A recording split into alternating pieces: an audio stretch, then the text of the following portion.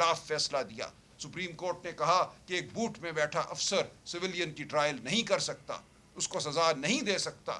یہ پوری دنیا کا متفقہ فیصلہ ہے. پاکستان آج واحد ملک ہے جہاں ایک آئین ہے جو عدلیہ کی بات کرتا ہے, انسانی حقوق کی بات کرتا ہے, جس میں سویلین کا ٹرائل فوجی عدالتیں کر سکتی ہیں. کوئی اور ملک ایسا نہیں کرتا. افریقہ کا کوئی ملک ایسا نہیں کرتا. لاطینی امریکہ کا کوئی ملک یہ نہیں کرتا. ان ملکوں میں بھی شورش ہے, ان ملکوں میں بھی دہشت گردی ہے, لیکن کچھ اصول ہیں جو پوری دنیا نے اپنا لیے ہیں. پاکستان آج پوری دنیا سے پیچھے کھڑا ہے. جب ہمارے سپریم کورٹ نے کہا آپ یہ نہیں کر سکتے, آپ کا آئین تو حرمت انسان کی بات کرتا ہے, آپ کا آئین ایک آزاد عدلیہ کی بات کرتا ہے, کیسے ایک افسر آزاد عدلیہ کا نعم البدل ہو سکتا ہے؟ وہ ایک ماتحت افسر ہے. جب اس کے بالا افسر کہہ چکے کہ ان کو سزا دینی ہے تو اس کی کیا مجال کہ وہ ان کو سزا نہ دے.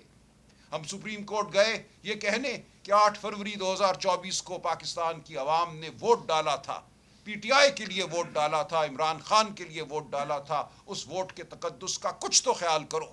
ہم سے 100 سیٹیں چھین لی گئیں, لیکن جو چھوڑی ہیں ان کے تناسب سے ہمیں ریزروڈ سیٹس خواتین کی اور اقلیتوں کی, غیر مسلم دوستوں کی تو دو, اور سپریم کورٹ نے وہ نشستیں ہمیں دیں. اس کی پاداش میں سپریم کورٹ کو ایک ذیلی عدالت بنا دیا گیا. 26ویں ترمیم آئی, پھر 27ویں ترمیم آئی.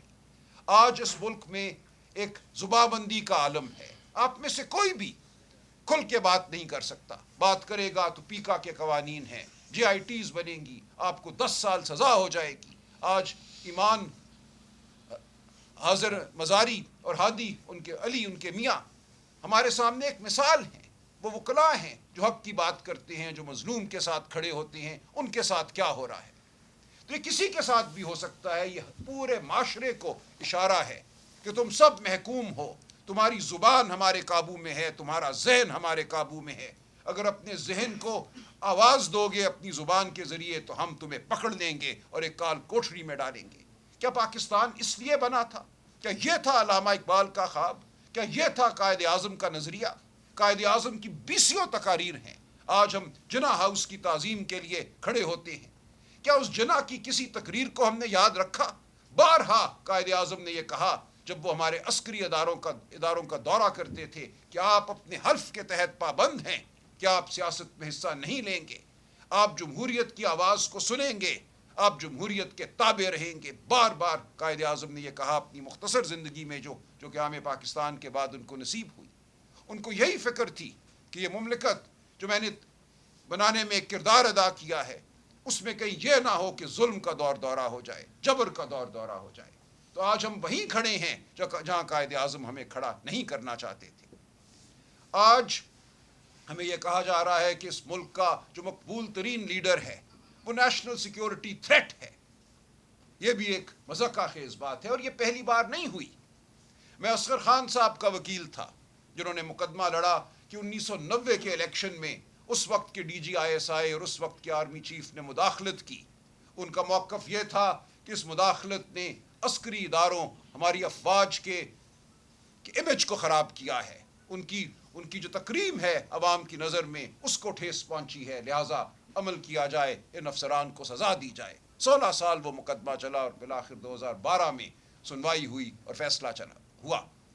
اس مقدمے کے دوران میں آپ کو بتاتا چلوں, اس وقت کے D G I S I Asad Durrani صاحب نے ایک ایفیڈیوٹ فائل کیا جس میں انہوں نے یہ کہا کہ ہاں ہم نے 1990 کے الیکشن میں مداخلت کی تھی, ہم نہیں چاہتے تھے کہ بے نظیر بھٹو دوبارہ ملک کی وزیر اعظم بنے, ہم نہیں چاہتے تھے کہ پیپلز پارٹی کا وجود رہے, ہم فیصلہ کر چکے تھے کہ پیپلز پارٹی اور بے نظیر بھٹو نیشنل سیکیورٹی تھریٹ ہیں. لکھ کر یہ ایفیڈیوٹ انہوں نے عدالت میں دائر کیا.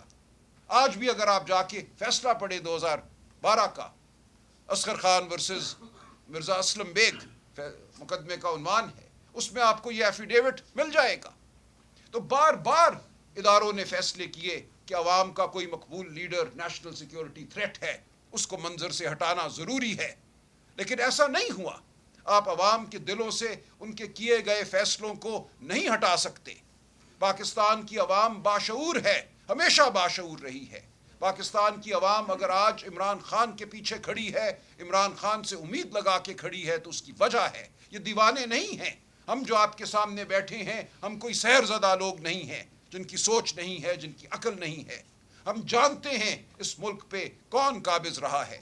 ہم جانتے ہیں کہ آج جو سیاسی جماعتیں جو ایک زمانے میں جمہوریت کا نام لیتی تھیں، وہ آج معتوب ہونے کے بعد مغلوب ہو چکی ہیں۔ انہوں نے سہا، بہت کچھ سہا، لیکن آج ان کے اندر وہ سخت باقی نہیں کہ وہ عوام کی بات کر سکے۔ وہ سر جھکائے نوکری کر رہی ہیں۔ پاکستان کی عوام جانتی ہے کہ ایک ہی پارٹی ہے اور ایک ہی شخص ہے، اور اس کے ساتھ اس کے اتحادی ہیں جو پاکستان کے عوام کی بات کرنے کی طاقت رکھتے ہیں، جو یہ کہہ سکتے ہیں کہ ہم نے پاکستان کی عوام کو نوکری دینی ہے، یہ ریاست کی ذمہ داری ہے کہ نوکری ملے۔ چند دن پہلے ہمارے آج کے وزیر خزانہ صاحب نے کہا کہ یہ ریاست کی ذمہ داری نہیں ہے کہ عوام کو نوکریاں دے۔ یہ افسوس کا مقام ہے۔ کیا ہے ترقی اگر آپ کو، آپ کے بچوں کو روزگار نہیں ملتی؟ تو کیا کروں میں اس ترقی کا جس سے کوئی سیٹ امیر سے امیر تر ہوتا ہے اور آپ کے گھر چولہا نہیں جلتا؟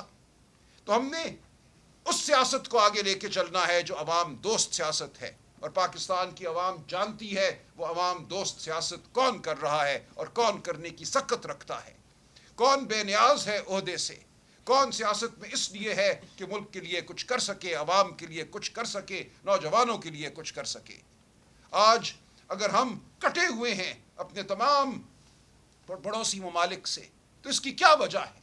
کہا یہ جاتا ہے کہ اپنی برآمدات کو بڑھاؤ، ایکسپورٹس کو بڑھاؤ۔ دنیا کا ہر ملک سب سے زیادہ ایکسپورٹ، سب سے زیادہ برآمدات اپنے پڑوسی ممالک کو کرتا ہے۔ آج افغانستان سے ہمارا بارڈر بند ہے، ایران کے ساتھ معاملات ہم ٹھیک کرنے کی کوشش کر رہے ہیں، خدا را وہ ٹھیک ہو جائیں، خدا کرے کہ ایسا ہو۔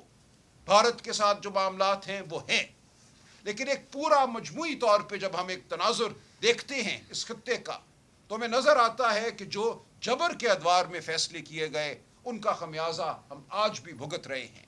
جب تک عوام کی فلاح کو سامنے رکھ کر فیصلے نہیں ہوں گے، اس بدلتے ہوئے جیو پولیٹیکل تناظر میں، اس بدلتے ہوئے معاشی ایک جو نظام کا جو ایک جو بدلاوا آ رہا ہے، اس کو سامنے رکھتے ہوئے تو کچھ نہیں ہوگا۔ آپ ایک مارکا جیت کر پاکستان کو فلاح کی جانب نہیں لے کر جائیں گے۔ کوئی ملک آپ سے ہاتھ ملا کر اگر آپ کی جانب چند بلین ڈالر پھینک بھی دیتا ہے تو اس سے پاکستان کے کروڑوں نوجوانوں کو نوکریاں نہیں ملیں گی۔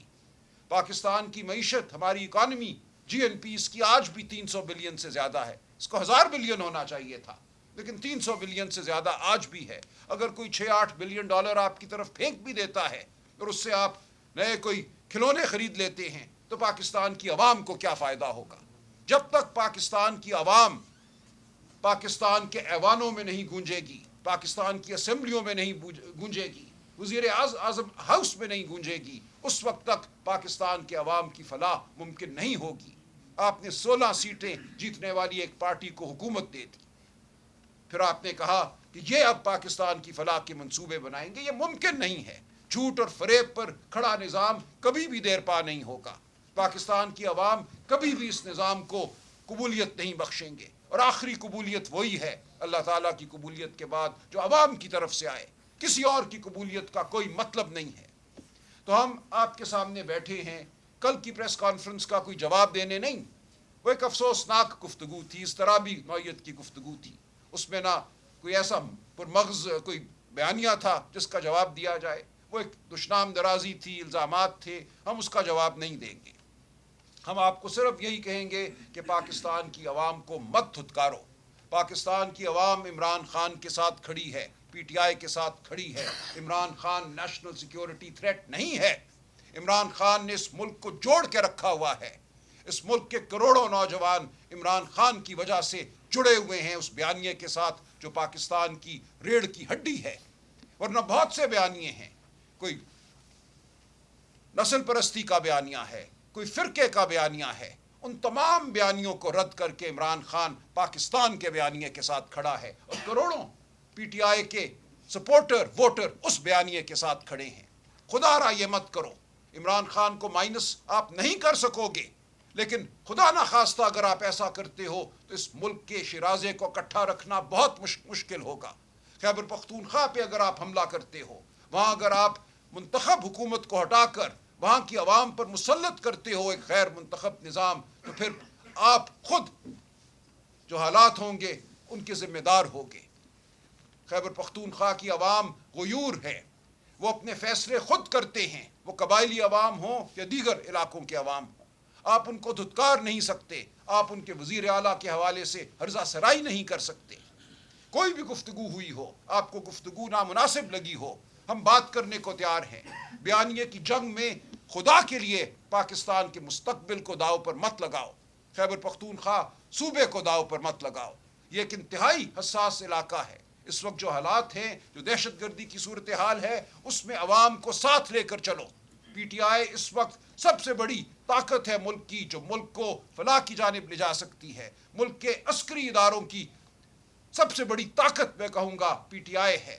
کوئی فوج جنگ نہیں جیتتی جب تک اس کے ساتھ اس ملک کے عوام نہ ہوں۔ اس ملک کے عوام کی آواز پی ٹی آئی ہے، عمران خان ہے۔ ہمارے بغیر کوئی جنگ نہیں جیتی جا سکتی، پاکستان کے عوام کے بغیر کوئی جنگ نہیں جیتی جا سکتی۔ جنگ ایک دن کا، 2 دن کا، 3 دن کا مارکا نہیں ہے، یہ ایک بہت بڑی جد و جہد ہے۔ اس بڑی جد و جہد میں اداروں کو اور عوام کو ساتھ چلنا ہے۔ اب بھی موقع ہے کہ اس ملک میں انتشار پیدا نہ ہو۔ ہمیں روز سوشل میڈیا کہتا ہے بزدل قیادت، لایا عمل دو، یلغار کا اعلان کرو، کیوں نہیں کرتے؟ کیوں بیٹھے ہو؟ کیوں صبر کیے بیٹھے ہو؟ ہم بیٹھے ہیں اس لیے کہ ہمیں پاکستان عزیز ہے۔ ہم نہیں چاہتے کہ پاکستان میں انتشار ہو، ہم نہیں چاہتے کہ ہمارے بچوں پر گولیاں چلیں، وہ شہید ہوں۔ ہم چاہتے ہیں کہ بیٹھ کر مکالمہ ہو اور ہم اس جانب بڑھیں جو سچائی کی منزل ہے، جو عوام کی آواز ہے، اس کے مطابق ہم فلاح کو ڈھونڈیں، اور ہم سب اکٹھے بیٹھ کر یہ کر سکتے ہیں۔ اگر آپ بات کرو گے تو آپ دیکھو گے کہ یہاں تجربہ بھی ہے، یہاں دانش بھی ہے، اور سب سے بڑھ کر یہاں وہ چیز ہے جو آپ کے پاس نہیں ہے، لیجٹمیسی ہے، عوام کی طاقت ہے، عوام کی تائید ہے۔ تو آپ سے گزارش یہ ہے اور آپ کو تنبیہ بھی ہے کہ خدا کے لیے پاکستان کو مت دھکیلو تاریکیوں کی جانب۔ یہ بہت بار ہو چکا، ڈیکیڈ آف ڈیولپمنٹ بہت بار بنائی جا چکی، بہت بار بین الاقوامی ایکسپرٹ آئے، معاشی ایکسپرٹ آئے، چارٹ لے کر آئے، پاور پوائنٹ لے کر آئے، بہت بار یہ ہوا کہ بس اب سب ٹھیک ہو گیا، اب اڑان یقینی ہے، کبھی بھی اڑان نہیں ہوئی۔ آج پھر ہم وہیں کھڑے ہیں، وہی غلطی آپ پھر دہرانے جا رہے ہو، تو یہ مت کرو۔ جو لوگ اس ملک کے ہمدرد ہیں، محب وطن ہیں، ہم آپ کے سامنے موجود ہیں۔ ہم اس ملک کے لیے، اس ملک کی فلاح کے لیے ہر وہ قدم اٹھائیں گے جو ضروری ہے۔ ہم کوئی اس ملک کے مخالف نہیں ہیں،